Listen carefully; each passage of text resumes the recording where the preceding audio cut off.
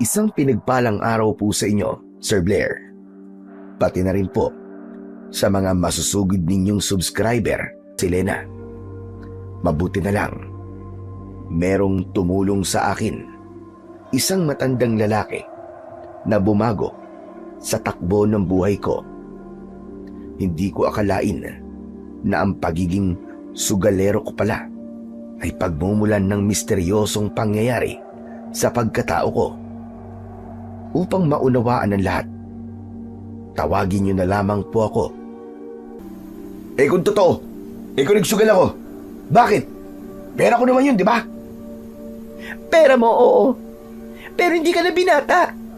May asawa ka na. Ay nako, pambira naman buhay to. Hindi naman kayo nagugutom ng anak ko Raul, hindi lang pagkain ang kailangan namin. Kailangan din namin ng panggastos para sa sakit ni Benjo. Kaya nakikiusap ako sa'yo. Amang laman ng tiyan ko. Walang pagkain. At wala rin tayong ulam. Ilaga mo ang baraha mo kung gusto mo. Ano? Anong walang pagkain? Ano bang aasahan mo? Hindi ka nang utang sa tindahan? Sino magpapautang sa atin? Hanggang ngayon di pa rin tayo nakakabayad sa mga utang natin sa tindahan. Anak naman ng putya, oo. Panay ang reklamo mo Gumawa ka ng Ako sa'yo. Anak ng putya, oo. Nakakapagod ka na, Lena. Ako rin. Pagod na rin ako sa'yo. Pagod na akong intindihin ka.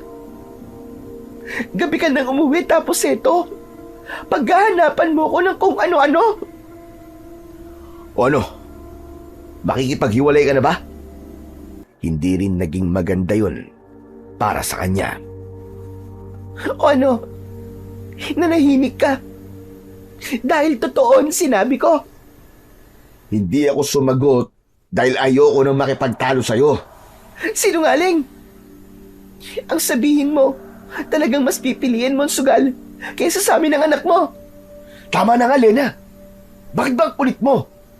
Pagod ako, kaya tama ng Kundi ang tignan kung sino ang tao sa labas. Nilapitan ko ang pinto. Pagbukas ko, bumungad sa paningin ko si Jay. Siya ang kanang kamay ni Delo, ang may-ari ng bahay na pinagsusugalan ko. Mabilis akong napalingon sa gawi ni Lena.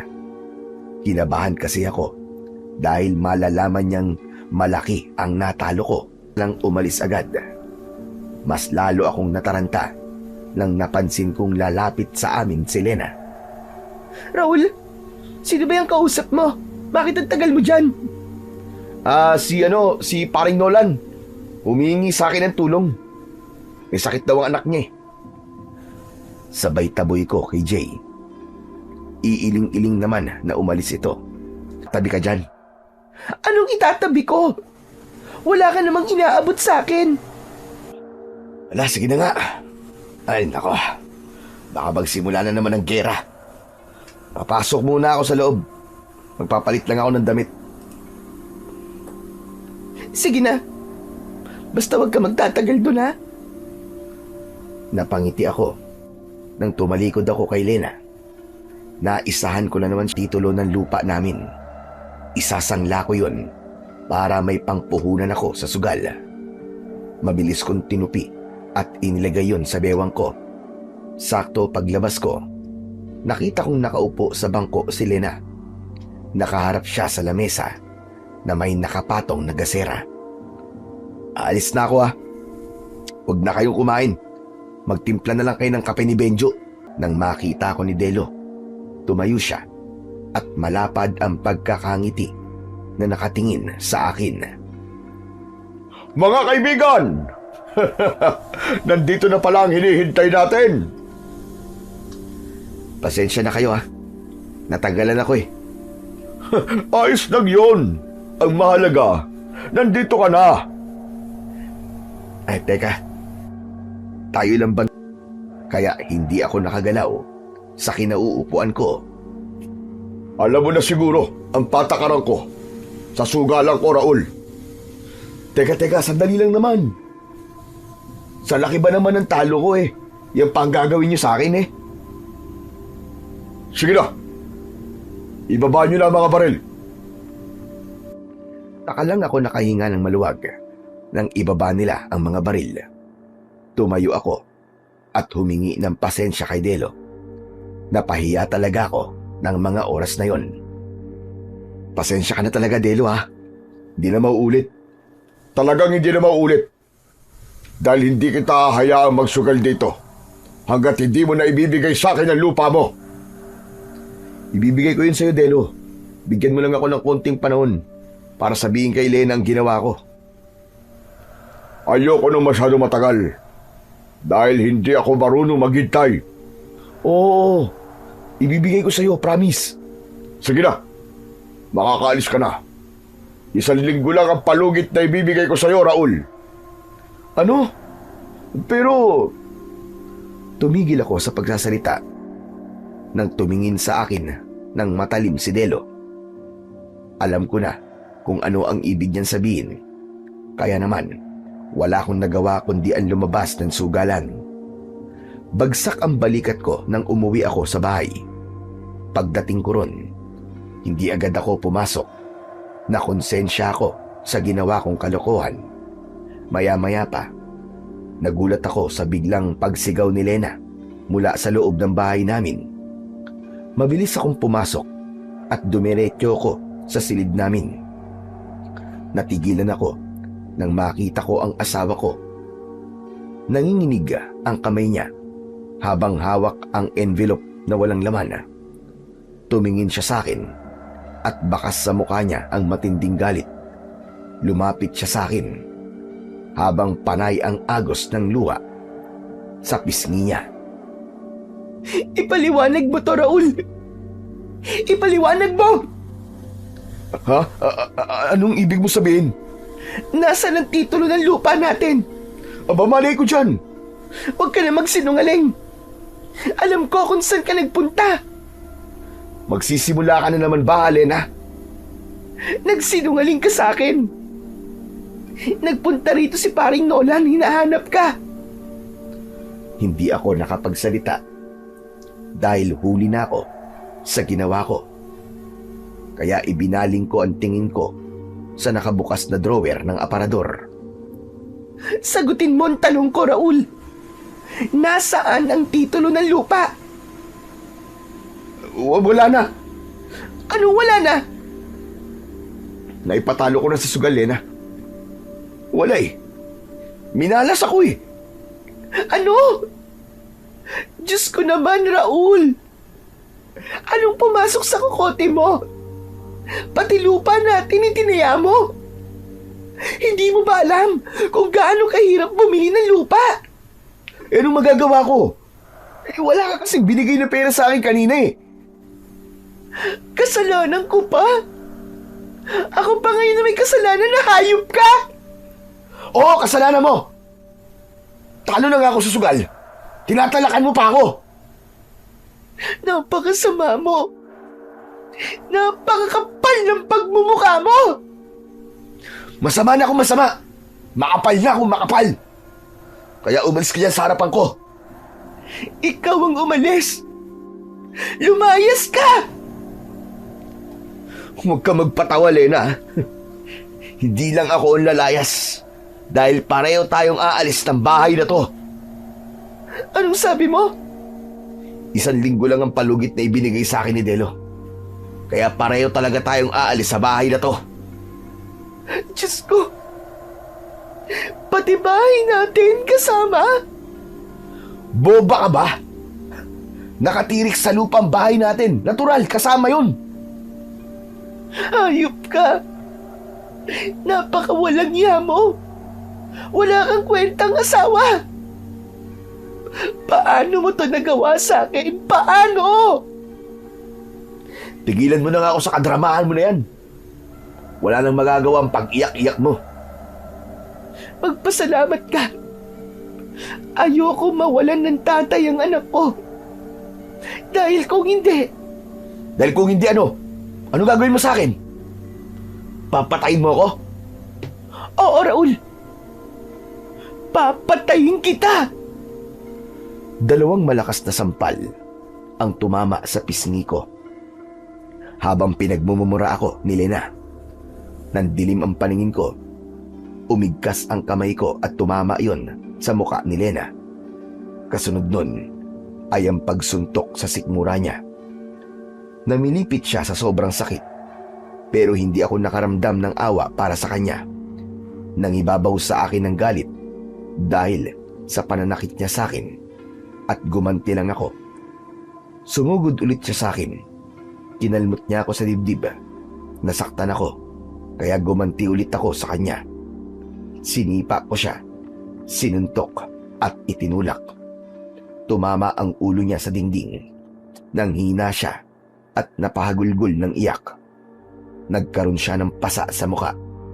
May dugo rin ang pumutok niyang labi. Imbis na maawa ako sa kanya, dinuro ko siya sa muka at piniga ko ang baba niya.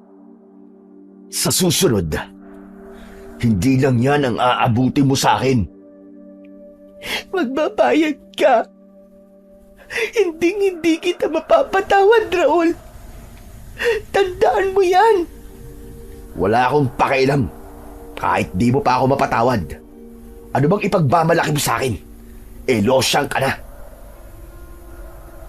Napakahayop mo. Alisin mo sa baba ko ang marumi mong kamay. At wag na wag mo akong hahawakan. Pabalya kong tinanggal ang kamay ko sa baba niya. Saka ako lumayo at naupo sa katre. Nakatalikod ako sa asawa ko habang naririnig ko ang ngitbi niya. Humiga ako sa katre hanggang sa nakatulugan ko ang pag-iyak ni Lena. Pagkalipas ng isang araw, naulit ang pananakit ko kay Lena. Nagsimula kasi ang pagtatalo namin nang malaman niyang nakasangla pala ang araro namin. Nagamit ko ang pera sa sugal dahil gusto kong makabawi. Binato niya ako ng baso na merong mainit na tubig. Tinamaan ako, kaya hindi ko napigilan ang sarili ko at nasaktan ko siya. Hayop ka! Magpasalamat ka dahil pinagtsatsagaan kita. Dapat nga, sinuportahan mo pa ang pagsusugal ko.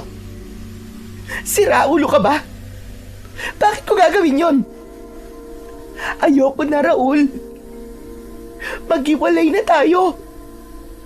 Malakas ang loob mong hamunin ako ng hiwalayan. Siguro may lalaki ka na, no? Ano?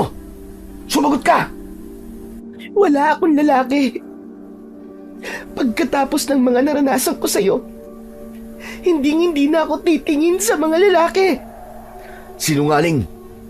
Baka nga kapag wala ako sa gabi, ibang lalaki ang katabi mo. Huwag mong ibaling sa akin ang usapan. Ikaw ang problema rito at hindi ako. Ako pala ang problema, ah. Oo. Matagal ka ng problema. Naiintindihan mo ba yon? Sinuntok ko ulit sa tiyan si Lena. Galit na galit ako ng mga oras na yon. Habang ang anak naming si Benjo, nakatayo lang siya sa may pintuan ng silid namin. Madalas ganon, pinapanood lang kami ng anak namin. Umiiyak ito habang nakayakap sa haligi. Pero hindi ko pinansin ang anak ko. Wala akong pakialam ng oras na yon. Tuloy lang ako sa pananakit kay Lena. Tama na! Ang sakit na ng katawan ko! Maawa ka, hindi ko na kaya! Siguro naman magtatanda ka na. Babaldayin kita kapag hindi mo binawasan ang kakatalak mo. Buwisit na buhay to. Makakatakas din ako sa'yo. Malalayasan din kita. Subukan mo dahil papatayin kita. Tumayo ako at lumayo kay Lena. Tumingin ako sa kanya. Nakahiga siya sa sahig habang yakap ang tiyan. Natalo na naman kasi ako sa sugal ng mga oras na yon. Kaya si Lena ang pinagbuntunan ko ng init ng ulo. Tinignan ko lang ng masama ang anak kong si Benjo. Saka ako muling nagsalita. Lena, maghanap ka ng bahay na malilipatan natin. Dahil malapit na itong kunin ni Delo. Ikaw ang maghanap. Talaga bang inuubos mo ang pasensya ko, ha? Ikaw ang may kagagawan kung bakit mawawalan tayo ng bahay. Kaya ikaw ang gumawa ng paraan. Ano sabi mo? Talagang nagmamatigas ka? Gusto mo bang makatikim muli? Hindi na mangyayari yon. Dahil magmula ngayon, hindi ko nahahayaang lumapat pa ang mga kamay mo sa katawan ko. Hinarap ko si Lena at akmasa ng sasaktan ulit. Pero yumakap ang anak kong si Benjo sa hita ko. Tay, tama na po, tay. Maawa po kayo kay nanay. Tumabi ka nga dyan! Alisin mo ang braso mo sa hita ko! Tama na po, tay. Huwag niyo na po saktan si nanay. Tama na po. Kapag hindi ka umalis sa hita ko, pati ikaw tatamaan sa akin! Huwag mong inadamay ang anak ko! Sa pagkakataong yon, tumayo si Lena at hinila niya ang kamay ng anak namin. Niyakap niya ito at nanginginig ang katawan na tumingin sa akin. Punong-puno ng galit ang kanyang mga mata. May sasabihin pa sana ako nang bigla kong narinig ang boses ni Jay sa labas ng bahay namin.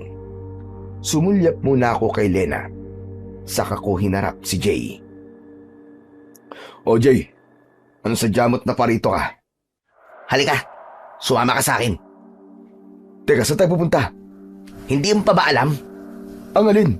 Sabihin mo na kasi, huwag mo na akong bitinin. Si Lando, pare, yung kalaban mo sa sugal. Dako, natagpo ang patay dun sa kakauyan. Ano ka mo? Kaya tara na, tignan natin kung ano nangyari sa kanya. Hindi na ako nagpaalam sa asawa kong si Lena. Mabilis kaming tumakbo ni Jay papunta sa sinasabi nitong kinaroroonan ng bangkay ni Lando. Magulo ang isip ko nun dahil kagabi lamang ay kalaban ko pa siya sa sugal. Pagdating namin doon, nadatnan namin ang mga taong nakikiusyoso sa mga nangyari. May mga pulis na rin na nag-iimbestiga. Paglapit namin sa kinaroroonan ni Lando, nagulat ako. Nakita ko ang malagim na sinapit nito. Sino may gawa nito kay Lando? Walang nakakita eh. Grabe ang sinapit niya, pare. Grabe nga. Brutal ang ginawa sa kanya. Halos maubos ang laman loob niya eh. Nagulat din ako kanina, tol. Hindi ako makapaniwalang sasapitin niya yan. Eh ano raw ang lumabas sa investigasyon ng mga pulis? Wala pa silang impormasyon eh. Dahil wala namang nakakita sa nangyari. Pati ang dila niya dinukot din oh. Nakadilat pa ang mga mata niya. Sa tingin ko, mabangis na kayo pang may gawa nito sa kanya. Paano mo naman nasabi? Tingnan mo, tad-tad siya ng kagat sa kanyang katawan. Nang makita ko ang itsura ni Lando, naisip ko rin na tama ang sinabi ni Jay. Pagkalipas ng 2 araw, muling naulit ang nangyari kay Lando. Sa pagkakataong yon, si paring Nolan naman ang biktima. Kagaya ko, isa rin siyang sugalero. Kaya naman, hindi maiwasan ni Jay na hindi mag-alala para sa kaligtasan namin. Nang mga oras na yon, pinagmamasdan namin ang itsura ni paring Nolan. Nakakapag-alala na ang mga nangyayaring to sa mga kasama natin, Raul. Tama ka, paring Jay. Hindi lang to simpleng pambibiktima. Halos lahat ng pinapatay ay mga sugarelo. Imposible naman na hayop pa may gawa nito sa kanila. Ano sa palagay mo? Sino kaya ang gagawa nito sa kanila? Di ko alam, pre. Wala akong maisip kung sino. Ano kaya kung tumambay muna ako sa sugalan ni Delo? Teka, bakit naman? Magmamatsyag ako ron. Paano kung may killer, di ba? Tapos, pinapatay niya ang mga taong nakakatalo sa kanya sa sugal. Ang ibig mo ba sabihin ang taong pumatay sa kanila ay nasa loob lang ng pasugalan ni boss? Maaari yun, Jay. Di pa ako sigurado Kaya nga alamin ko eh. Baka hindi pumayag si boss. Alam mo naman na ayaw nun na may nakatambay sa sugalan nang walang dalang pera. Eh di magdadala ako ng pera. Sigurado ka ba? Kailangan kong gawin to. Dahil baka sa susunod, tayo naman ang biktimahin ng mamamatay taong yun. Bahala ka. Bakit? Hindi mo ba ako tutulungan? Tutulungan kita syempre. Kaya lang, may trabaho kasi ako eh. Hindi naman ako makakaabala sa'yo eh. Gagawin mo pa rin kung ano ang trabaho mo. Napilitang pumayag si Jay sa plano ko. Kaya naman, nang tanghaling yon, umuwi ako sa bahay. Naghanap ako ng gamit na pwede kong maibenta. Wala na kasi akong trabaho. Hinayaan ko si Lena na maglabada. Kaya ng oras na yon, si Benjo lang ang kasama ko. Napatingin ako sa anak ko at kinausap ko siya. Anak, alam mo ba kung may alkansya ang nanay mo? Wala po eh. Wala naman po kasing naitatabing pera si nanay. Benjo anak, ayoko na nagsisinungaling ha. Pero bakit po kayo nagsisinungaling? Sino nagturo sa inyo na? Bakit ganyan mo akong kausapin? Kayo po ang nagturo nito sa akin, Tay. Hindi ako nakapagsalita.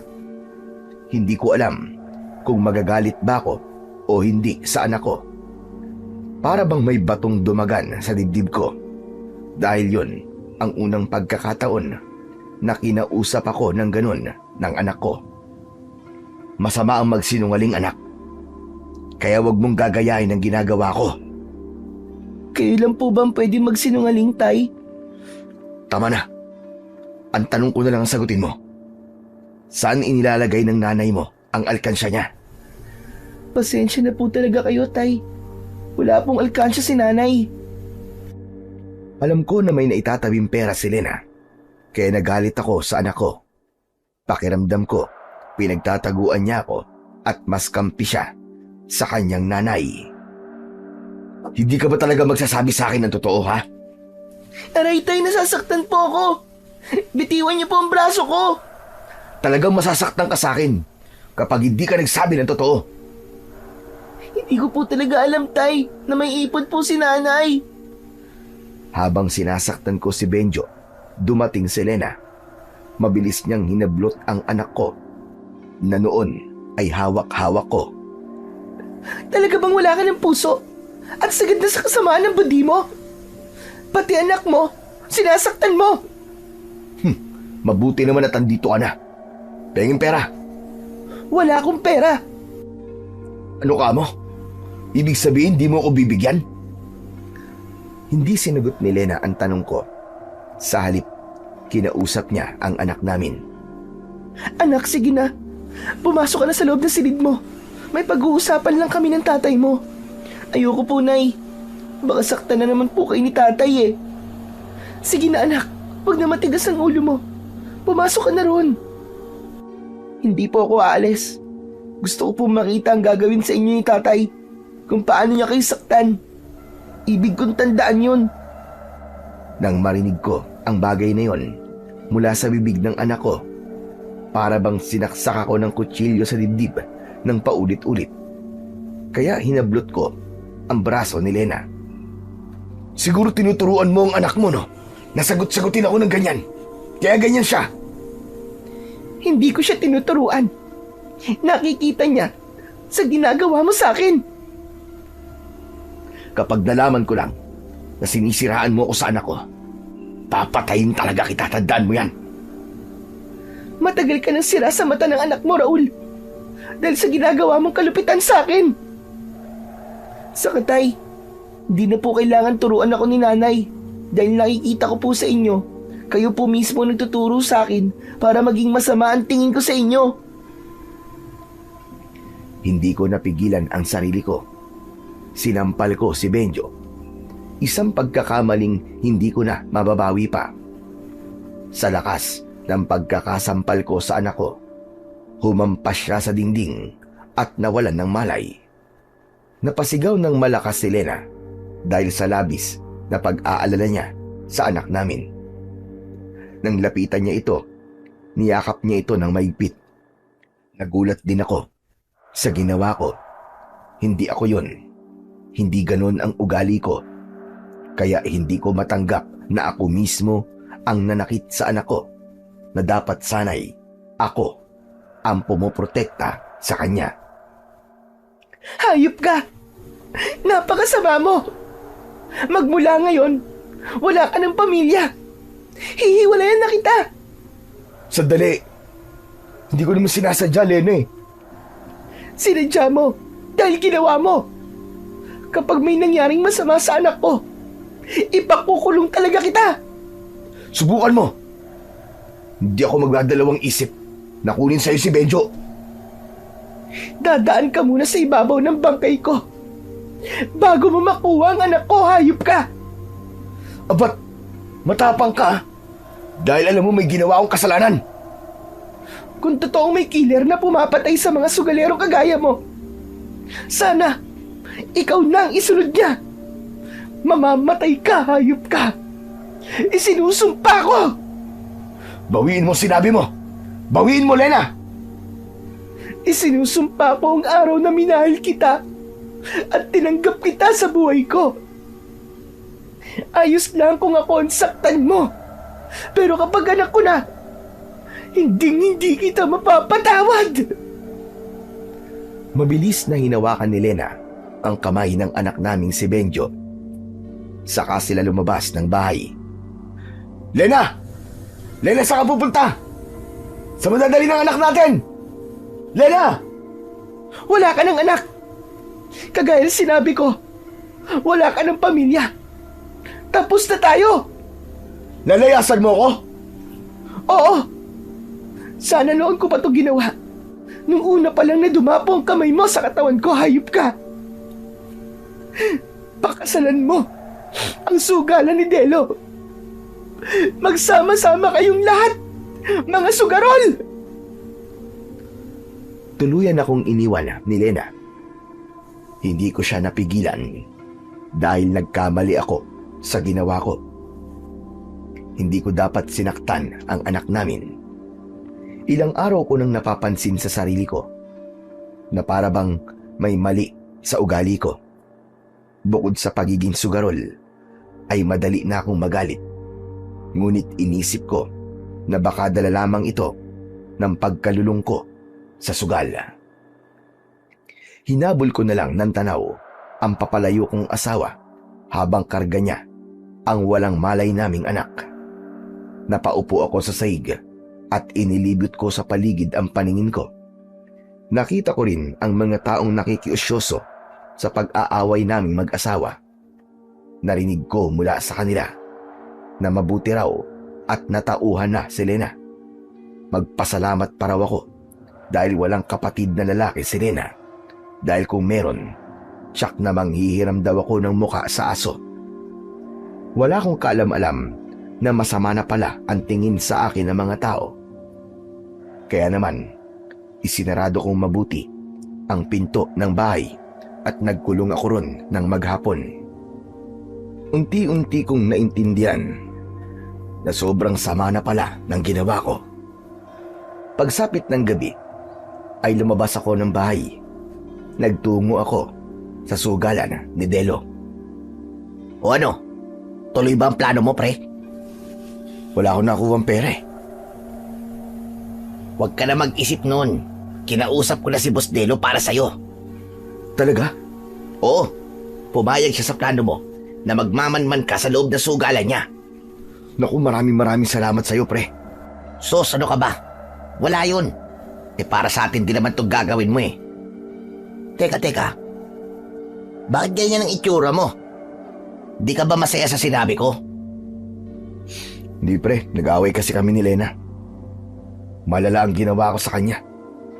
Sus, away mag-asawa lang yun. Hindi, pre. Iba to. Wala na, nakipag-iwalay na siya sa akin.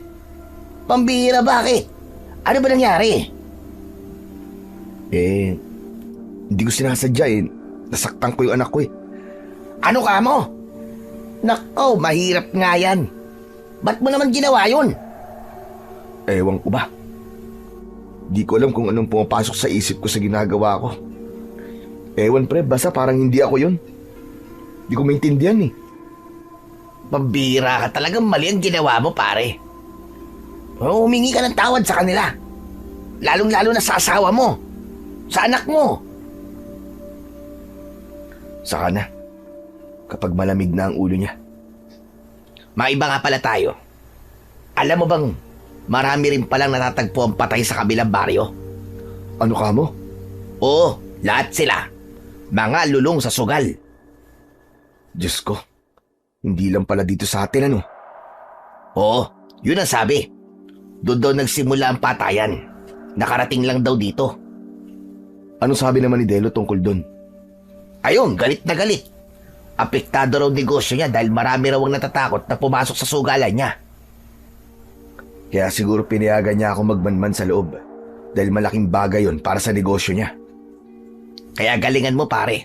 Ang balita ko pa, kung sino raw ang makakahuli sa salarin, sa kanya raw mapupunta ang titulo ng lupa mo. Ha? Seryoso ba yun? Oo, pare. Kaya pagkakataon mo na rin na mabawi ang titulo ng lupa mo. Naku, maraming salamat sa impormasyon mo pare. Ginanahan ako lalo. O wala, sige na. Pumasok ka na sa loob ng sugalan. Dahil sa mga sinabi ni Jay, magaan at ganado ang loob ko na pumasok sa loob ng sugalan. Nadatnan ko na nagwawala sa galit si Delo. Kausap niya ang kanyang mga tauhan. Ano ba klaseng pagbabantay ang pinaggagawa nyo, ha? Marami pa rin ang nakakalusot! Tumigil sa pagsasalita si Delo nang tumingin siya sa akin. Tinawag niya ako sa pamamagitan ng senyas. Lumapit naman ako sa kanya at inakbayan niya ako sa balikat. Halika, Raul. Ipapakilala kita sa mga tauhan ko. Sila ang tutulong sa'yo para mahuli kung sino ang pumatay sa dalawang kliyente ko. Mabuti naman at pumayag ka sa binabala ko, pare. Siyempre naman, ikaw lang ang nagmamalasakit sa negosyo ko eh. Salamat. O, makinig kayo mabuti, ha? Simula ngayon, katropa na natin si Raul. Kung ano ang iutos niya, sundin niyo. Nagkakaintindihan ba tayo? Sabay-sabay na sumang-ayon ang mga tauhan nito sa gusto kong mangyari. Sa isang iglap, naging leader ako ng mga tauhan ni Delo. Buong magdamag akong nagbantay sa loob ng pasugalan nito. Nakatayo lamang ako sa gilid ng pintuan habang nagmamatsyag sa kanila. Maya-maya pa ay lumapit sa akin si Jay at inabutan niya ako ng mainit na kape. O pare, magkape ka muna para may panlaban ka sa puyat. Medyo mahaba pa ang oras, oh. Salamat sa kape. O anong balita? May napansin ka na bang kahina-hinalang kilos? Wala pa nga eh. Teka, may sigarilyo ka ba dyan? Wala. Hindi uso sa akin ang sigarilyo eh. Sige na, inumin mo na ang kape para hindi ka antukin mamaya. Saka ko lang kinuha ang tasa mula sa kamay ni Jay. Pagkatapos ay nilagok ko yun. Pagkalipas ng ilang oras na pagbabantay ko, wala pa rin akong napansin na kahina-hinalang kilos. Kaya pagsapit ng madaling araw, ay nagpaalam na ako kay Delo. Delo, uwi na muna ako ha. Kailangan ko na muna magpahinga. Wala naman akong napansing kakaiba sa mga nagsusugal eh. Inaasahan ko na mangyayari yan. Huwag ka mag-alala. Mahuhuli rin natin siya. Natitiyak kong alam niya ang tungkol sa plano mo. Galingan niya lang ang pagtatago.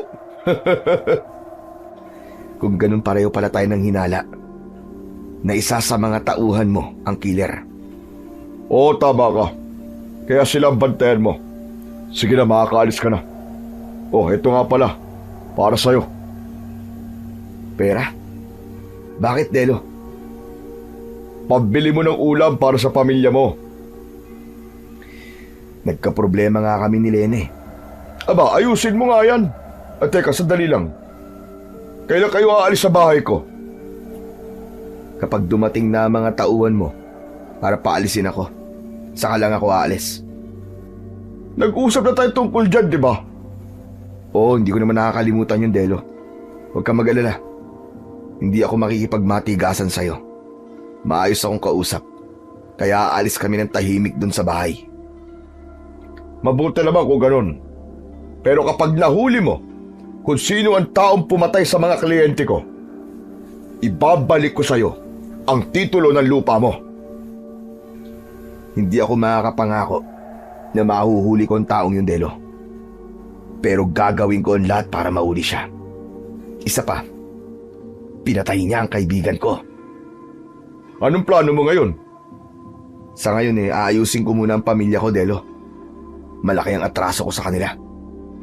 Mabuti pa nga. Nabanggit na rin naman sa akin ni Jay ang nangyari sa inyong dalawa ni Lena. Kaya nga Sige na, Delo. Tuloy na ako. Salamat. Hindi ko na hinintay na magsalita si Delo. Mabilis akong umuwi sa bahay at inasahan kong madadatnan ko ang asawa kong si Lena. Pero nagkamali ako. Pagpasok ko sa loob ng bahay, walang nagbago. Andun pa rin ang kalat na iniwan ko kahapon. Walang pagkain na nakahain sa mesa. Walang kaping naghihintay sa pagdating ko. Marumi ang bahay at sobrang tahimik. Saka lang sumagi sa isip ko ang malaking pagkakamaling nagawa ko sa asawa ko. Sadyang ganun naman siguro. Malalaman lang ang halaga ng isang tao kapag nawala na ito sa buhay natin. Kaya hindi ko napigilan ang sarili ko. Nakaramdam ako ng labis na pagsisisi. Patawarin mo ako, Lena.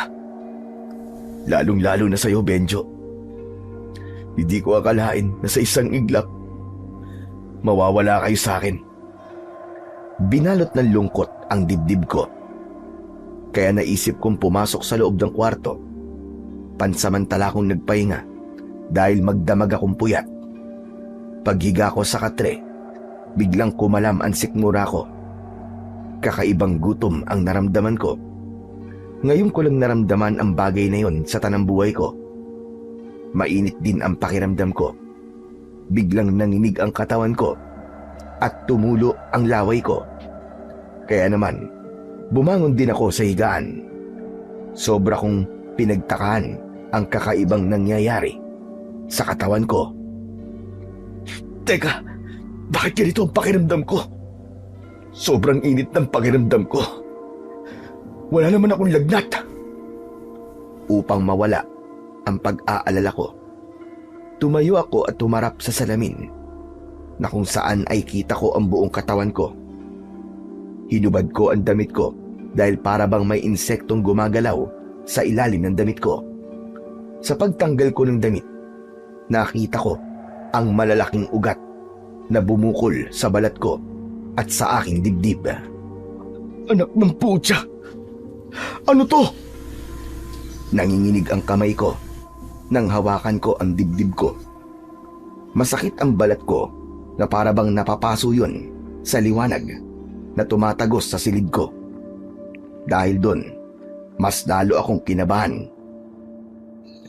Diyos ko, parang may mali sa katawan ko. Teka, ilang araw ko nang napapansin ang tungkol sa parang bukol na to. Pati ang pagbabago sa ugali ko. Ano ba nangyayari sa akin? Tulungan niyo ako, Panginoon. Biglang sumagi sa isip ko ang mga sinabi sa akin ni Lena. Kinabahan ako dahil iniisip ko na baka nagkatotoo ang sumpa sa akin ng asawa ko. Sana hindi. Sana walang ibang ibig sabihin ng mga nangyayari sa akin. Dahil sa kakaibang nangyayari sa katawan ko, mas pinili kong magkulong sa bahay dahil ang buong akala ko ay lilipas din yon. Ngunit pagsapit ng gabi, bigla ko na namang naramdaman ang pag-iinit ng pakiramdam ko. Tumutulo ang malapot kong laway at kumakalam din ang sikmura ko. Lumabas ako ng silid at nagtungo ako sa kusina. Naghanap ako ng pagkain. Mabuti na lang at merong kanin na natira sa kaldero. Nilantakan ko yun kahit walang ulam at tila panis pa ang kanin. Tiniis ko ang sama ng lasa. Mabawasan lang ang nararamdaman kong gutom. Subalit, naubos ko ang lahat ng yun ay hindi pa rin nawala ang gutom ko. Dahil sa labis na galit, ibinato ko ang kaldero at lumampas yun sa dingding na tabla. Kaya naman, mas lalo akong nagulat. Hala, malakas din ang kamay ko. Ano kaya nangyayari sa akin? Anong gagawin ko? Dahil sa pagtataka, pumasok ako sa loob ng CR at naligo ako. Ang buong akala ko, init lang yun ng katawan. Ngunit nagkamali ako. Dahil mas tumindi ang nararamdaman kong init ng katawan. Ang ipinagtataka ko, bigla kong umangil ng malakas. Yun ang boses na narinig kong lumabas mula sa bibig ko. Hindi yun angil ng isang normal na tao, kundi angil yun ng isang asong nauulol. Dahil sa narinig ko, napataklob ako ng tenga, kaya naramdaman ko ang magaspang kong kamay. Saka ko lang napansin ang mahaba kong mga kuko sa mga daliri ko. Napaatras ako at nanginig ang katawan ko dahil sa takot. Pinagmasdan ko ang mga kamay ko. Kinabahan ako dahil sa nakita ko ang kakaibang itsura nito. Ano to? Bakit may balahibo mga kamay ko? Ang haba rin ng mga kuko ko sa daliri. Ang aking binte.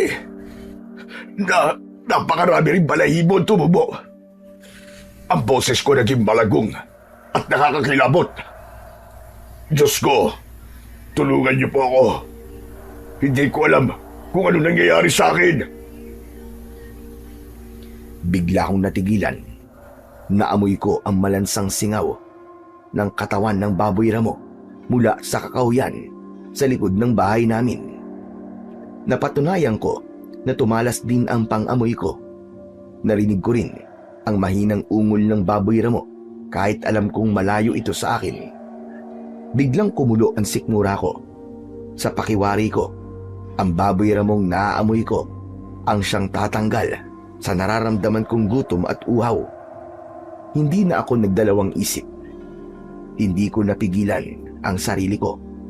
Mabilis akong tumakbo papunta sa bintana at tumalon ako.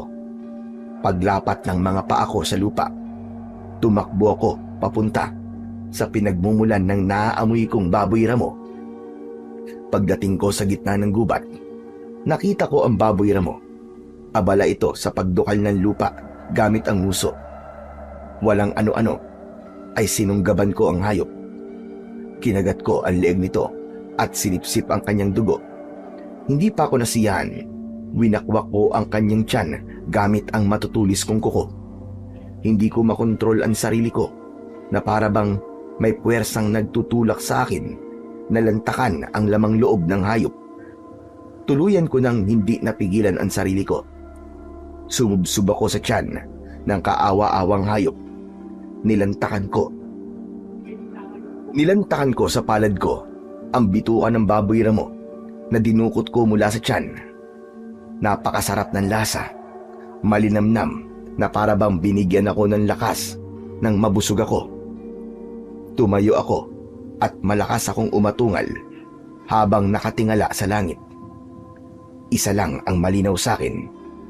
Hindi na ako ordinaryong tao, kundi isang halimaw na kumakain ng hilaw na karne ng hayop. Pagkatapos kong lantakan ang katawan ng baboy ramo, tinatapon ko ang katawan nito sa malayo. Akmasa nang aalis ako sa lugar na yon nang marinig ko ang boses ng mag-ina ko. Nagtago ako sa likod ng puno at nakita ko na papunta sila sa gawi ko. Nay, ano pong gagawin natin dito? Bakit niyo po kayo sinama sa lugar na to? Gabi na po eh. Huwag ka maingay anak. Mabilis lang to. Ano po ba kasi ang gagawin natin, Nay? At saka, bakit po kayo may hawak na itak? Huhukayin ko lang ang garapon, anak. Garapon po. O bakit po? Kailangan ko lang gamitin ang ibinaon kong garapon. Ano po ba laman nun, Nay? Basta, tulungan mo na lang ako nang makauwi na kagad tayo. Habang pinanonood kong nagdudukal ng lupa si Lena, napuno ng tanong ang isip ko. Anong ginagawa ng mga ito sa gitna ng kagubatan ng ganung oras? Hinintay ko na makuha ni Lena ang garapon na sinasabi nito at sa pagmamadali, bigla itong nasugatan. Nang maamoy ko ang dugo, nanigas ang mga tuhod ko, nanigas ang panga ko dahil pinipigilan ko ang sarili ko para lapitan si Lena. Hindi. Ano nangyayari sa akin? Halos bumaon ang mga kuko ko sa katawan ng punong pinagtataguan ko, lalo na nang magsalita si Lena. Aray, ang abdi na ng sugat ko, anak. Ako na po magtutuloy ng pagdudukal ng lupa. Mabuti pa nga. Sunod-sunod ang paglunok ko ng laway nang makita kong sinipsip ni Lena ang kanyang daliring nasugatan. Maya-maya pa ay naramdaman ko ang pagkilos ng katawan ko para puntahan si Lena. Ngunit nilabanan ko ang sarili ko. Kaya lang, malakas ang puwersang nasa loob ng katawan ko. Idagdag pa ang mga bulong sa tenga ko na nagsasabing masarap ang lasa ng dugo ng tao. Tuluyan na nga akong natalo ng tawag ng uhaw sa katawan ko. Akmang aatake ako sa mag-ina ko nang may kamay na pumigil sa balikat ko at pinaamoy niya ako ng mabangong bulaklak ng sampagita hanggang sa tuluyan akong nawalan ng malay. Nagising ako sa mahinang boses ng isang matandang lalaki na bumubulong sa tenga ko. Pagmulat ko ng mga mata, nakita ko ang isang matandang lalaking nakangiti sa akin. Tumayo ito at pinagmasdan niya ako. Kaya naman, napabalikwas ako. Sino po kayo? Nasaan po ako? Nandito ka sa bahay ko. Bakit po ako nandito? Iniligtas lamang kita sa paggawa ng masama. Kung hindi kita pinigilan kagabi, baka napatay mo na ang mag-ina mo. Hindi po mangyayari yun. Ngunit muntik na nga mangyari kagabi. Kawawa naman ang asawa mong si Lena kung magwawakas lang ang buhay niya sa kamay ng asawa niya. Mauulila sa ina si Benjo kung hinayaan kitang lumapit sa kanila kagabi. Kilala niyo po? Pati ang mag-ina ko? Oo naman. Kilala ko sila at kilala rin kita, Raul, dahil lihim kitang sinusubaybayan. Ano ang kailangan niyo sa akin? Ikaw ang napili kong maging mananabas ng mga aswang na tiktik. Aswang na tiktik? Sila ba ang kauri ko? Oo, magiging kauri pa lang.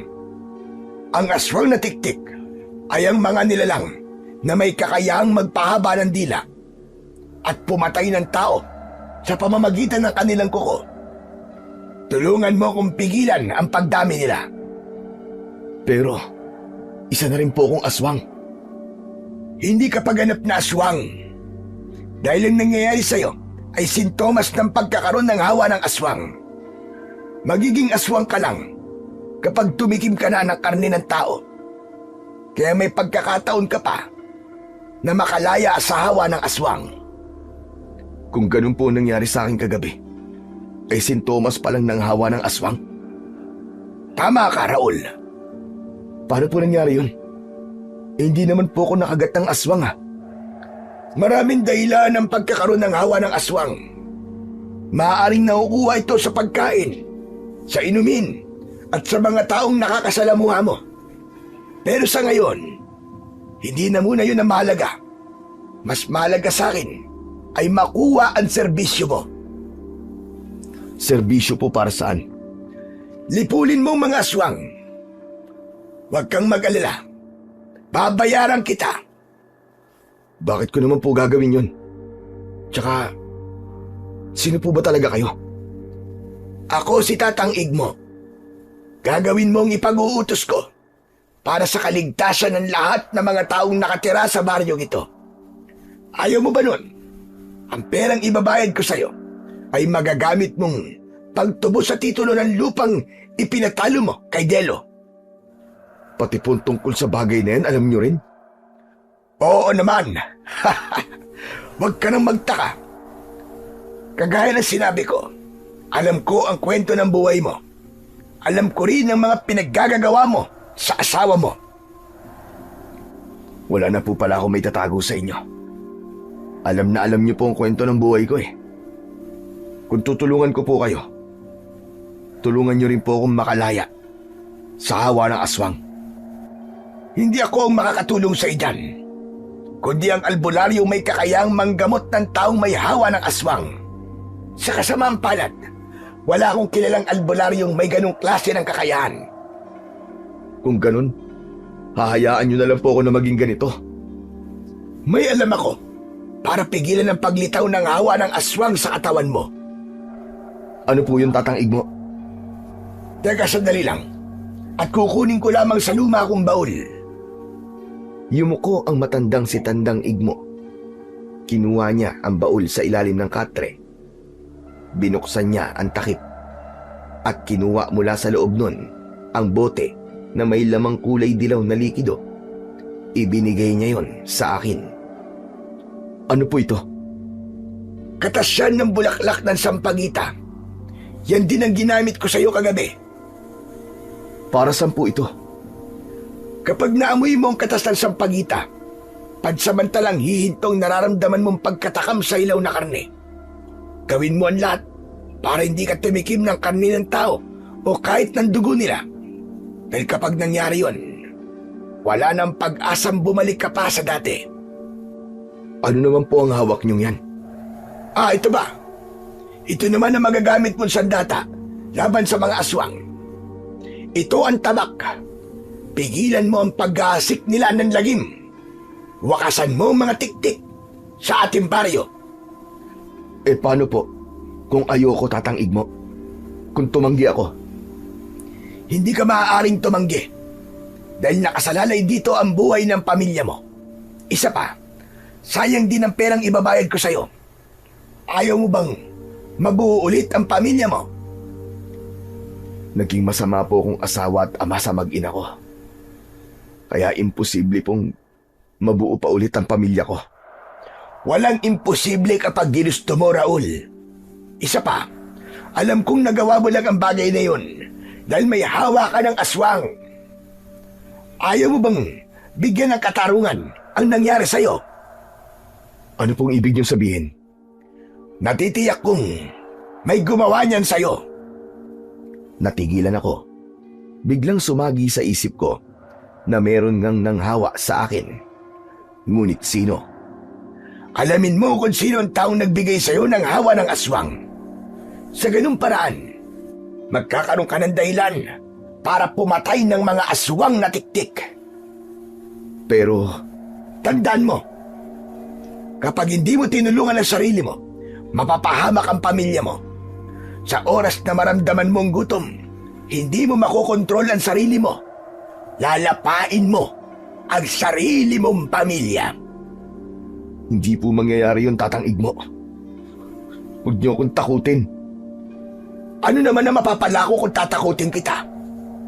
Hindi mo ba natatandaan ang nangyari sa'yo kagabi? Nahirapan kang pigilan ang sarili mo nang maamoy mo ang dugo ni Lena.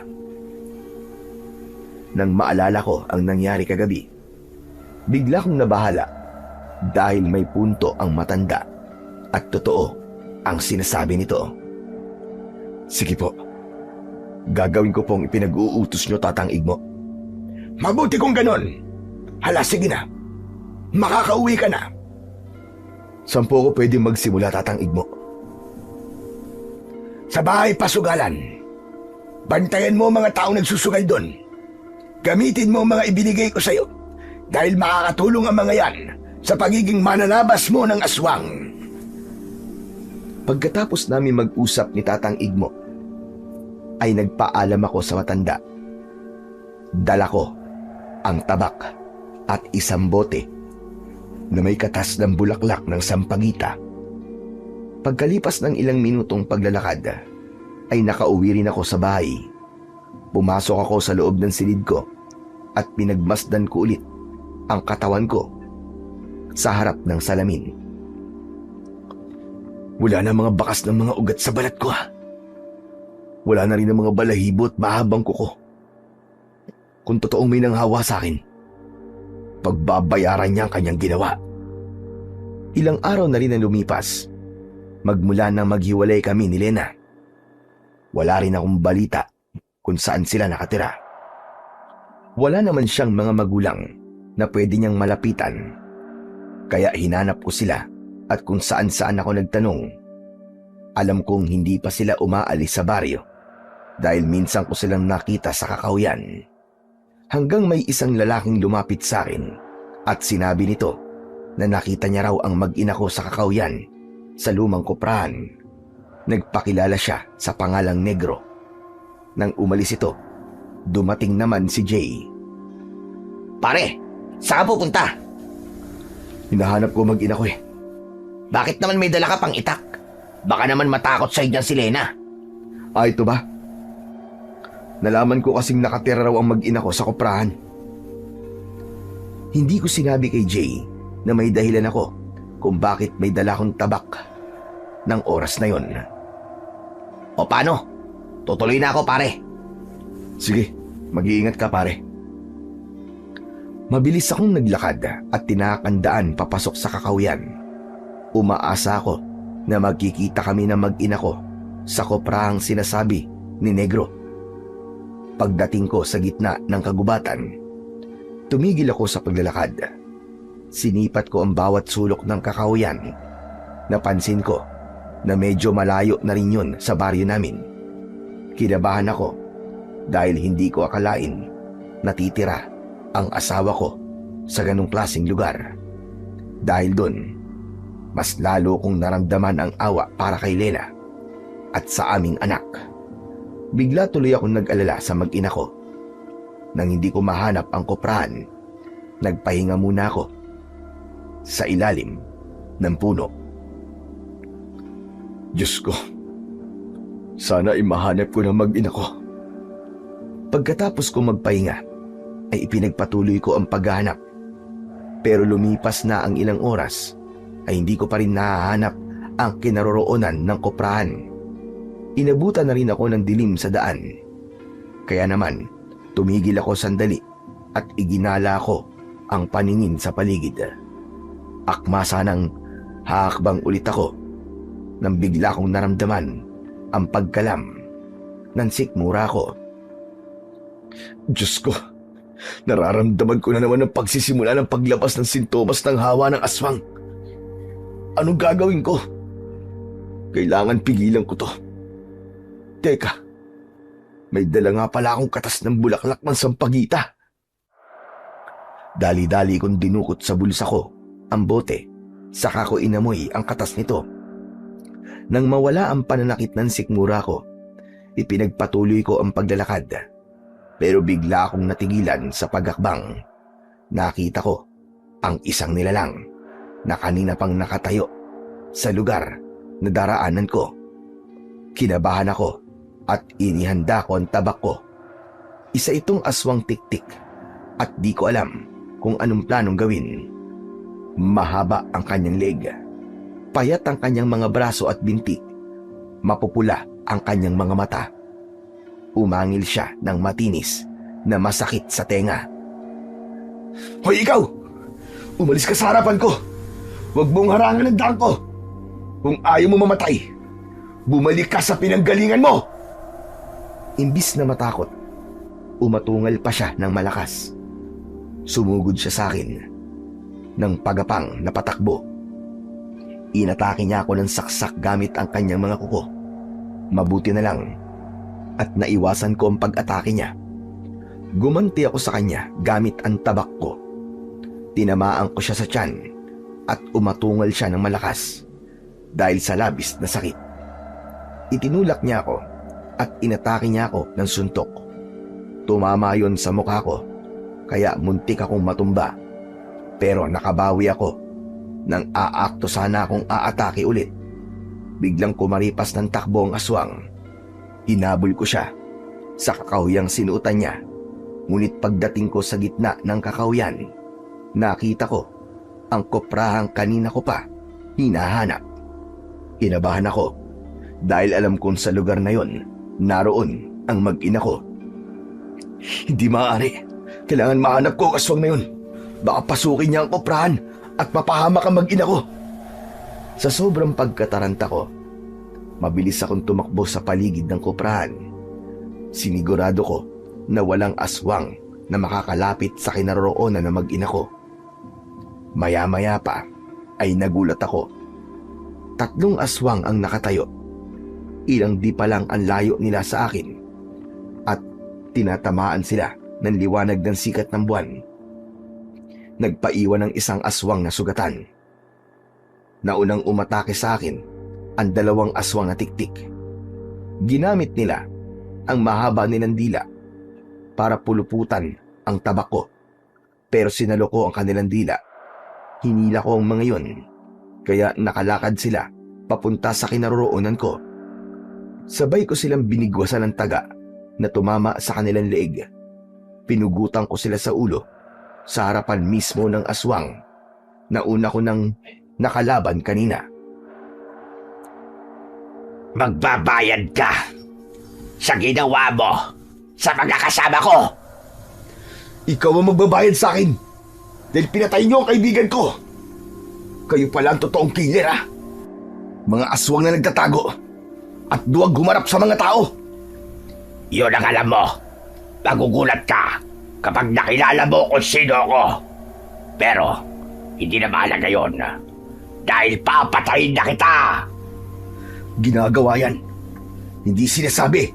Hunghang! Tumingin sa akin ang aswang sa gawi ng koprahan. Pagkatapos, ngumisi siya at humalakhak ng malakas. Ipaubaya mo na sa akin ang mag-ina mong nasa loob ng koprahan. Paano mo nalamang pamilya ko sila? Ha? Gaya na sinabi ko, magugulat ka. Hindi mo sila masasaktan hanggat nandito ako. Dadaan ka muna sa ibabaw ng bangkay ko. Kung yan ang gusto mo, ibibigay ko sa'yo. Mas lalo akong kinabahan nang marinig ko ang boses ni Benjo mula sa likuran ko.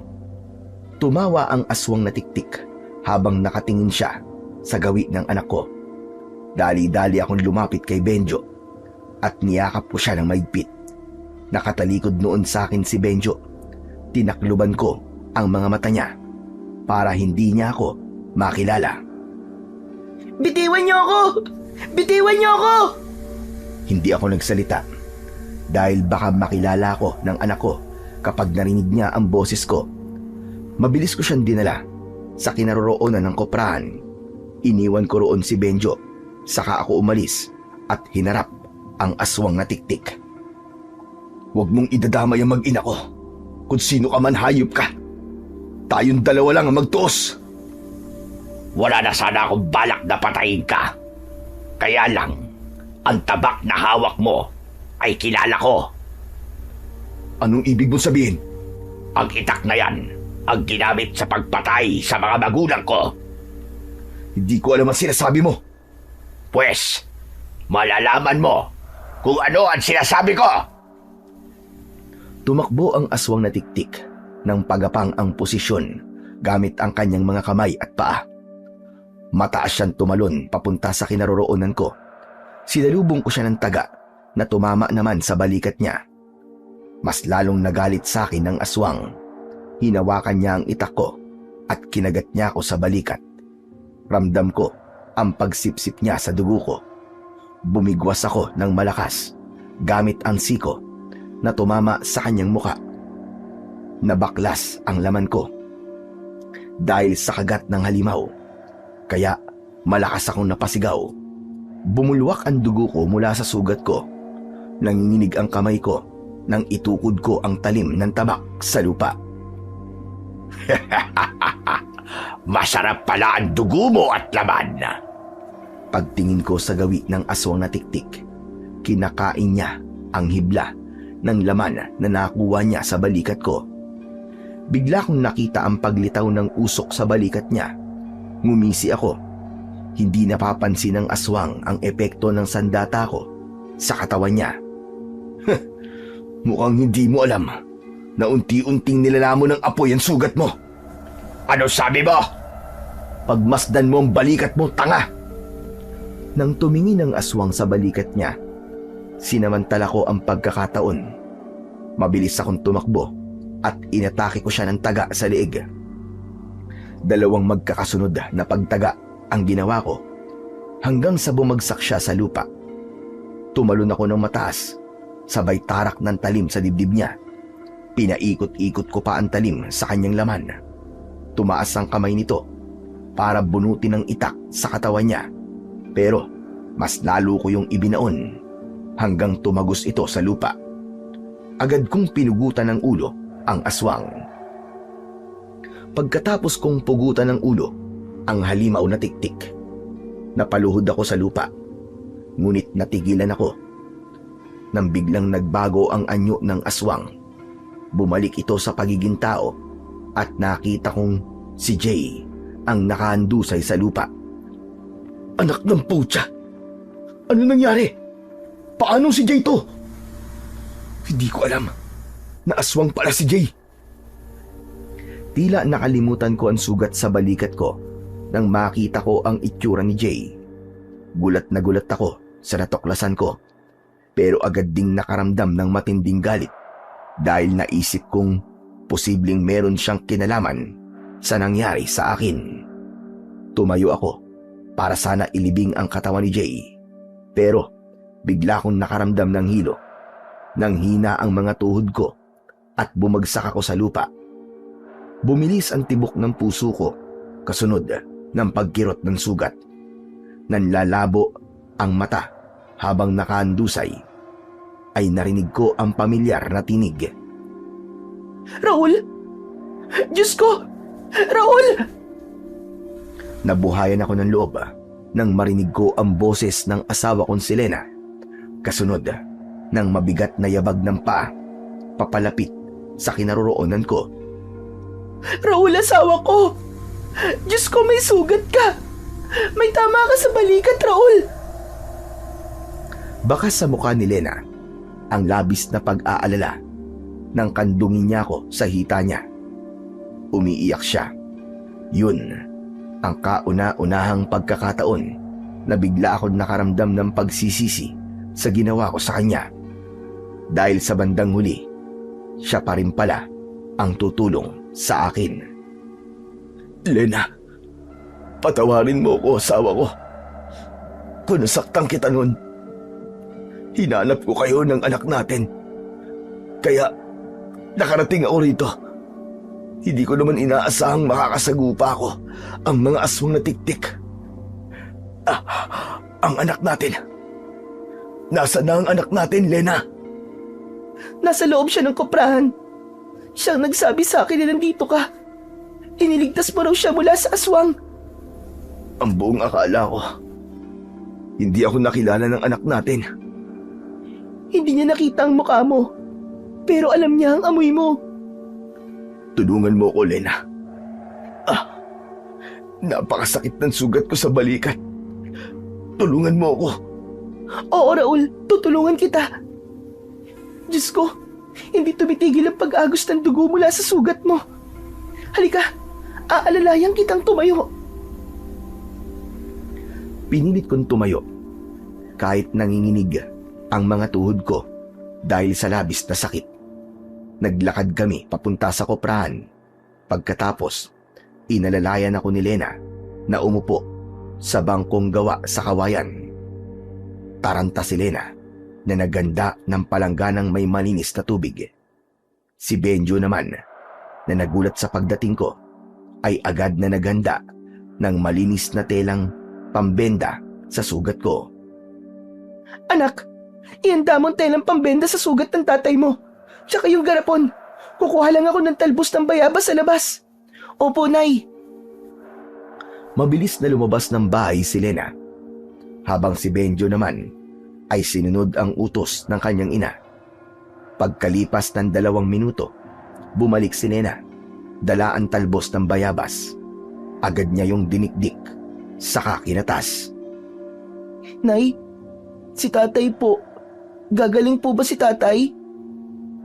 Oo anak, gagaling ang tatay mo. Huwag ka mag-alala. Huwag kayong mag-alala. Kaya ko to. Konting sugat lang naman to. Pero Raul, hindi basta sugat yan. Nanggaling yan sa kagat ng aswang na tiktik. Isa pa, hindi tumitigil ang pagdurugo. Hindi ko pinansin ang sinabi ni Lena. Sa halip, hinubad ko ang suot kong damit para maayos niyang magamot ang sugat ko. Nakita kong inihanda niya ang garapon. Yun din ang garapon na nakita kong hinukay niya sa lupa nung una ko silang nakitang mag-ina sa kakahuyan. Tumingin ako sa muka ng asawa ko. Ano ba yan, Lena? Saka ko na ipapaliwanag sa iyo, Raul. Kailangan mo nang malagyan ng gamot ang sugat mo. Binuksan ni Lena ang takip ng garapon. Saka ibinuhos ang laman nito sa balikat ko. Naramdaman ko ang pagguwit ng hapdi mula sa likidong pumatak sa sugat ko. Teka, Lena. Aray, ang sakit. Ano ba yan? Malalaman mo rin kung ano ang bagay na to. Sige na, tiisin mo muna ang sakit. Kailangan maagapan ang sugat mo para hindi lumala. Ang mahalaga ngayon, mapigilan ang pagdurugo ng sugat mo. Hindi mo na ako nagtanong. Hinayaan kong gamutin ako ni Lena. Pagkalipas ng 5 minuto, nagulat ako sa biglang pagtigil ng pag-agos ng dugo sa sugat ko. Nagpalipat-lipat ang tingin ko sa anak at sa asawa ko dahil natitiyak kong kakaibang gamot ang ginamit sa akin ni Lena. Lena, magsabi ka sa akin ng totoo. Hindi to kayang gawin ng ordinaryong manggagamot lang. Hindi sumagot sa akin si Lena. Sa halip ang sumagot sa tanong ko ay ang aming anak na si Benjo. Tay, hindi niyo po ba alam? Tinalikuran po ni nanay ang pagiging albularya niya para sa inyo. Lena, sumagot ka, tinatanong kita. Totoo ba ang sinabi ni Benjo? Hindi ako pinansin ni Lena. Sa halip, ipinagpatuloy niya ang panggagamot sa akin. Hinintay kong matapos siya sa pagbenda sa sugat ko.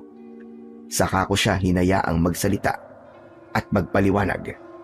Pero biglang napagulgul ng iyak si Lena. Bakit ka umiiyak? Hindi ako galit sa'yo. Kaya sabihin mo sa akin kung bakit mo itinago sa akin ang bagay na to. Kasi, pakiramdam ko kasalanan ko. Wala kang kasalanan, Lena. Nagulat lang ako. Dahil may ganyan ka palang kakayahan. Patawarin mo ko, Raul. Hindi ko naman sinasadya na ipagdasal na mapahamak ka. Hindi ko pala kaya kapag nawala ka at mamatay ka. Ano ba't sinasabi mo, Lena? Minsan ko nang hiniling na sana kainin ka ng buo ng aswang na tiktik dahil sa ginawa mong pananakit sa akin. Ngunit natauhan ako dahil hindi ko pala kayang mawala ka. Sobra kong pinagsisisihan ang kahilingan kong yun, Raul. Wala kang kasalanan, Lena. Naiintindihan ko kung bakit nasabi mo ang bagay na yun. Ako nagkamali. Ako may kasalanan sa inyo. Tama lang na nangyari sa akin to. Dahil kung hindi to nangyari, hindi ko malalaman kung gaano kayo kahalaga sa buhay ko. Naging miserable ang buhay ko. Nang iwan mo ko, Lena. Ang mahalaga, ligtas ka. Totoong natakot ako nang makita kitang duguan at nakahiga sa lupa, Raul. Kaya ba, grabe ang iyak mo kanina? Oo, Raul.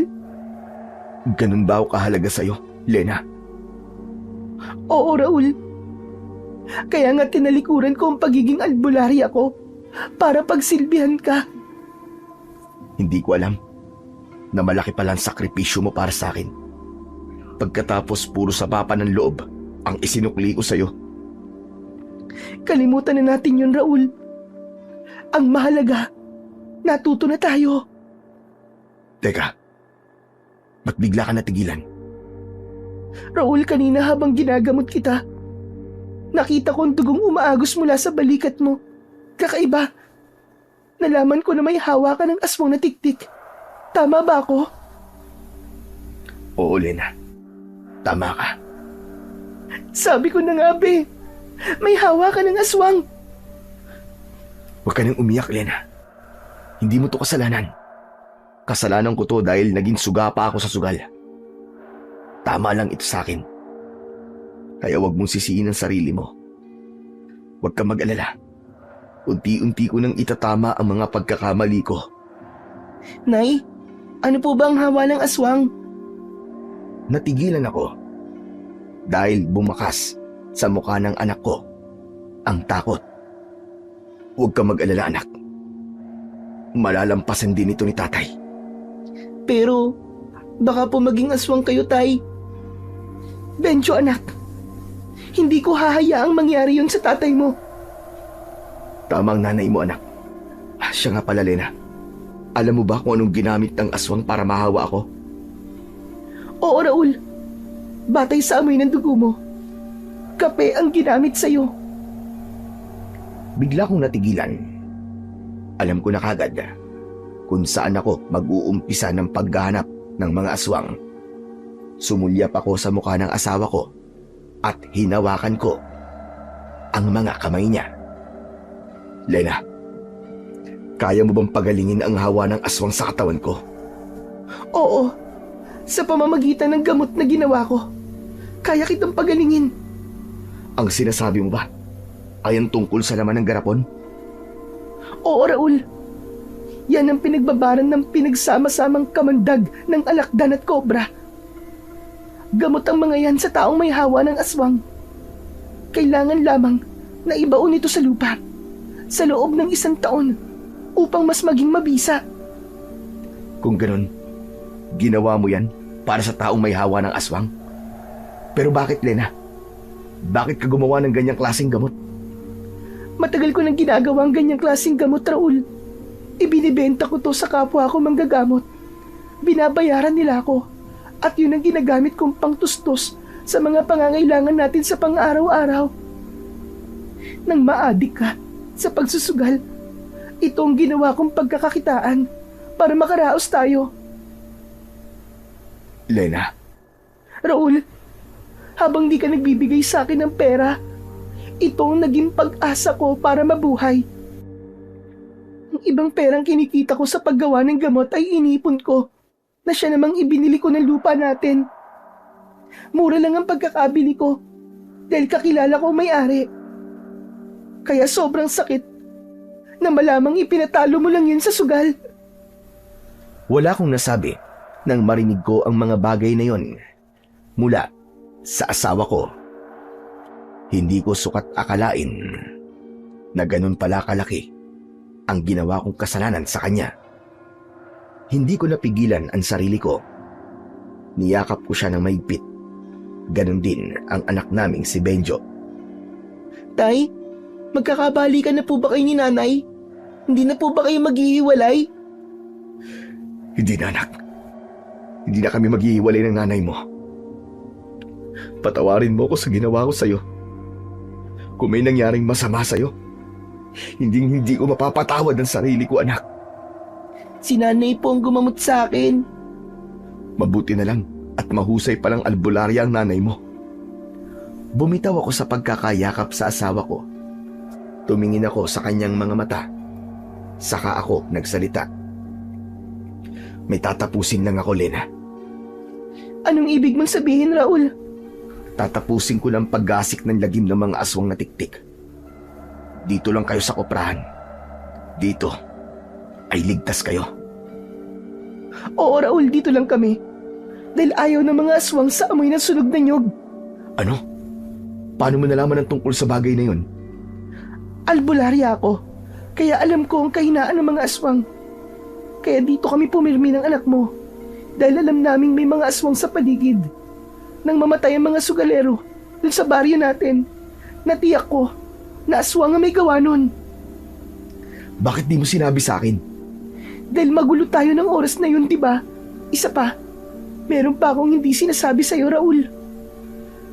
Ano yun, Lena? Kilala ko ang pinuno ng mga aswang na tiktik. Siya ang totoong pumatay kina Lando at paring Nolan. Sino, Lena? Sino? Si Delo. Siya ang pinuno ng mga aswang na tiktik. Pinapatay niya ang mga taong nakakatalo sa kanya at nakakakuha ng malaking pera sa kanya. Nalaman kong nasa kanya ang titulo. Sino nagsabi sa'yo? Isang matandang lalaki na nagngangalang Tatang Igmo nagsabi sa akin ng buong katotohanan tungkol sa titulo at kung paano ka tinalo ni Delo. Kung nanalo ka ng mga sandaling yon, maaaring patay ka na ngayon. Totoo ba yan, Lena? Oo, Raul. Habang nagtatago kami ng anak mo dito sa koprahan, marami rin ako natuklasan tungkol sa masasamang gawain ni Delo at malakas ang kutob ko na siya ang nanghawa sa'yo ng pagiging aswang. Si Jay. Napatay ko siya. Isa rin siyang aswang, Lena. Alam ko, marahil ang isang aswang na napatay mo kanina ay si Negro. Mga tauhan sila ni Delo at kanang kamay niya si Jay. Magkasabwat sila para pagkaisahan ka at paglaruan. Nakuyom ko ang mga kamao ko dahil sa labis na galit nang marinig ko ang mga sinabi ng asawa kong si Lena. Matagal na pala nila akong niloloko para gawing alagad ni Delo. Hindi ako makapaniwalang ang mga itinuring kong kaibigan ay isa palang kaaway at mga aswang. Kaya nga walang magandang maidudulot ang sugal sa buhay ng tao, Raul. Dahil sa sugal, muntik ka nang mapahamak at muntik nang masira ang pamilya natin. Oo, Lena. Pagkatapos ng problema kong to, itatama ako ang mga nagawa kong pagkakamali sa inyo ng anak ko. Anong pinaplano mo? Babawiin ko kay Delo ang titulo ng lupa natin, Lena. Dahil nakuha niya yon sa akin sa pamamagitan ng pandaraya. Mag-iingat ka, Raul. Huwag ka mag-alala, Lena. Hindi pa ako kikilos ngayon. Magpapagaling muna ako. Paghahandaan ko ang paghaharap namin ni Delo. Pagkatapos namin mag-usap ni Lena, ay agad akong nagpahinga sa koprahan. Hindi natulog ang asawa ko sa pagbabantay niya sa akin. Napansin ko rin ang anak kong si Benjo na nagsusunog ng kopra sa tabi namin. Makakatulong daw yon upang itaboy ang mga aswang sa paligid ng koprahan. Yun ang mga bagay na sobra kong hinangaan sa mag-ina ko. Hindi ko alam na ganun pala katapang ang pamilya ko at ipinagpapasalamat ko yon sa Panginoong Diyos dahil hindi niya hinayaan na masira ang aming pamilya dahil sa pagkakalulong ko sa sugal. Pagkalipas ng 1 linggo na pagpapahinga, magaling na ang sugat ko na igagalaw ko na rin ang balikat ko. Isang gabi, tinulungan ako ni Lena sa paghahanda ng mga dadalhin sa pagpunta ko sa sugalan. Balak ko sanang sunugin ang bahay pasugalan ni Delo. Gagamitin ko ang hiniwa-hiwa kong kopra ng nyug. Ako nang bahalang magbuhos ng katas ng sampagita sa tabak ko. Maglalagay rin ako ng katas ng sampagita sa buo kong katawan upang mapigilan ang paglabas ng sintomas ng hawa ng aswang. Sigurado ka bang hindi mo na kita gagamutin ngayon para matanggal na ang hawa ng aswang sa katawan mo? Huwag muna, Lena. Magagamit ko ito laban sa aswang na si Delo. Kung sa bagay may punto ka, kahit papano, magkakaroon ka ng pambihirang lakas sa katawan mo. Tama ka, Lena. Hanggat maaari, huwag na huwag kayong lalabas ng koprahan, ha? Dahil ligtas kayo rito. Ikaw na rin ang nagsabi. Oo, Raul. Kaya huwag mo kaming alalahanin. Basta mag-iingat ka sa pagpunta mo ron at ligtas kang bumalik sa amin. Mangako ka, Raul. Mangako ka. Oo, Lena, nangangako ko. Gagawin ko ang lahat para walang mangyari sa akin. Pero, ipagdasal mo ko, Lena. na magtagumpay ako ron. Pagkatapos kong maihanda ang sandata ko, ay agad akong nagtungo sa sugalan ni Delo. Pagdating ko ron, ay maraming tao ang nakabantay sa labas ng sugalan. Lahat sila ay tumingin sa akin. Nagkunwari akong walang alam tungkol sa kanilang tunay na pagkatao. Nakita ko si Delo at sinalubong niya kagad ako. Aba, kumusta? Ngayon lang tayo nagkita. Kumusta na pala kayo ng asawa mo? Nagbali ka na ba kayo? Oo, Delo. Salamat sa tulong mo, ha. Naku, wala yun. O ano, may pera ka ba? Magsugal ulit tayo. Sige. Inakbayan ako ni Delo, papasok sa sugalan. Dinala niya ako sa bakanting lamesa, sa madalas kong upuan. Pagkatapos, umupo ako ron at hinintay ang pagdating ng isa pang kalaban. Naupo si Delo sa tapat ko, habang ang tabak ko naman ay nakatago sa likod ko at natatakpan ng suot kong damit. Para yatang may kakaiba sa'yo ngayon, Raul, ah. Anong kakaiba naman yun, Delo? May naaamoy kasi ako sa'yo na parang masakit sa ilong. Ayun ba? Katas ng sampagitang naaamoy mo. Bakit? Biglang natigilan si Delo at napatitig siya sa mukha ko. Pero hindi ako nagpahalata na alam ko na may pinaplano siyang masama sa akin. Nabalitaan mo na ba? Yun nangyari kay Jay? Oo. Sobrang ahon na lungkot eh. Biruin mo. Matali ko siyang kaibigan. Nawala pa. Nang dahil sa mabangis na hayop. Pero, naniniwala ka bang mabangis na hayop ang gumawa nun sa kanya? Hindi. Bakit? May kilala ka bang tao na pwedeng pumatay sa kanya? Wala naman. Pero, may pinagdududahan ako. Ganun ba? Yung pumatay kina Lando at paring Nolan, may pinagdududahan ka na rin ba? Ang alam ko, pinatay sila ng mabangis na hayop. Talaga? Hayop ba talaga ang pumatay sa kanila? O ikaw, naasal hayop pero ang totoo, isa palang aswang na tiktik. Tuluyang sumabog ang dibdib ko sa galit, kaya nasabi ko ang bagay na yon kay Delo.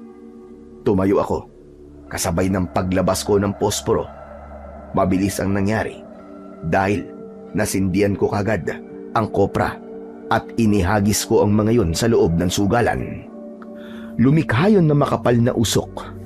Nagkagulo ang mga tao sa loob ng pasugalan dahil sa usok na hindi nila kinayang amuyin. Saka ako lumabas ng sugalan at binunot ang itak ko mula sa likod ko. Anong ginawa mo, Raul? Para tapusin ka, kasama ng mga alagad mo! Sabay-sabay na nagpalit ng anyo ang mga tao na kanina ay nasa loob ng sugalan, pati na si Delo. Naging aswang na tiktik silang lahat. Humanay sila sa harapan ko. Handa nila akong atakihin. Pero bago mangyari yon, dumating si Tatang Igmo. Tatang Igmo, anong ginagawa niyo rito? Tutulungan kita sa laban na ito. Nagulat ako nang bigla rin itong nagpalit ng anyo. Naging aswang na asbo si Tatang Igmo at may kulay puting balahibo. Alam ko ang tungkol sa ganong klaseng nilalang, pero sa pelikula ko lang ito napapanood. Hindi ko akalain na mayroon pala sa totoong buhay. Nagpambuno kaming lahat, kuko sa kuko, pangil sa pangil. Hindi ako nagpatinag sa kanila. Ginamit ko ang lakas ko para talunin ang mga aswang na tiktik. Kaming dalawa ni Delo ang nagharap. Si Tatang Igmo ang lumaban naman sa mga alagad ni Delo. Lahat sila ay sinunggaban ng aswang asbo na si Tatang Igmo gamit ang kuko, at sa pamamagitan ng pagsakmal ay winasak niya ang katawan ng mga aswang na tiktik. Kaya naman, lalong nagalit si Delo. Hindi ako makakapayag na magtagumpay kayo. Magtatagumpay kami, Delo. Dahil lilipunin namin ang mga aswang na gaya nyo! Iwinasiwas ko ang itak. Sumugod ako sa kinaroroonan ni Delo. Tinaga ko siya ngunit sinalubong niya ng kuko ang talim ng itak ko. Muntik niya akong tamaan sa dibdib. Mabuti na lang at nakaiwas ako. Tumalon ako ng mataas at sinuntok ko sa likod ang tiktik na si Delo. Gumanti siya sa akin ng sipa at kagat sa braso. Hiniklas ko ang braso ko. Hindi ko ininda ang sugat nito. Sa halip, gumanti ako sa kanya ng taga na tumama sa leeg niya. Inulit ko ang pagtaga. Tumama yun sa balikat niya. Nang bumagsak siya sa lupa, binuhusan ko siya ng katas ng bulaklak ng sampagita. Umusok ang katawan niya. Umatungal siya sa labis na sakit. Niluhuran ko ang kanyang dibdib. Saka ko siya pinugutan ng ulo. Nagkikikisay ang kanyang katawan at gumulong ang kanyang ulo sa lupa. Lumapit sa akin si Tatang Igmo. Maya-maya pa ay dumating naman ang asawa ko at si Benjo. Lumapit sila sa akin. Dala nila ang maraming hiniwang kopra ng nyug na pangontra sa aswang. Sila mismo nagsindi ng apoy sa kopra at sinunog din ang katawan ng pinuno ng mga aswang. Lumiyab ang katawan nito kasabay ng paglagablab ng bahay pasugalan. Basta! Nagtagumpay ka, Raul! Dahil po yun sa inyo, Tatang Igmo. Tinulungan din tayo ni Lena. Sa isang iglap, nagbalik na sa dating anyo si Tatang Igmo. Nalaman ko na mabuting aswang ang matanda. Siya ang nangangalaga sa katahimikan ng baryo namin. Pagkalipas ng ilang araw, magmula nang mangyari yun, ginamot ako ng asawa ko hanggang sa tuluyan na akong gumaling sa hawa ng aswang. Naging albularya siya hanggang ngayon at nawalan na ako ng balita tungkol kay Tatang Igmo. Tuluyan na ring naglaho ang mga aswang na tiktik kasabay ng pagkawala ng bahay pasugalan. Napatunayan ko ng labis na pagkalulong sa sugal ay walang maidudulot na mabuti sa buhay, lalo na sa pamilya. Dahil unti-unti tayong sisirain ito at mawawalan tayo ng pananampalataya sa Panginoong Diyos. Hanggang sa mapansin na lang natin na mas sinasamba na natin ang salapi kesa sa dakilang lumika. Sa ngayon, hindi na po ako nagsusugal. Maayos na rin ang pagsasama namin ng asawa kong si Lena. Pero mananabas pa rin ako. Ngunit hindi na ng mga aswang, kundi mananabas ng damo sa bukid na sinasaka ko sa baryo ng Katarman. Muli, nagpapasalamat ako sa pagbabasa ng kwento ko. More power and God bless you po sa inyo, Sir Blair. Pati na rin sa inyong mga ginigiliw na taga-subaybay. Hanggang dito na lamang po ang kwento. Sana po ay may napulot po kayong magagandang aral. Salamat po sa walang sawa niyong pagsubaybay at pagsuporta sa aking mga YouTube channel na The Voice Addict at mga kwento ni Apong Isak. Hanggang sa muli at pagpalain nawa kayo ng Diyos na may kapal.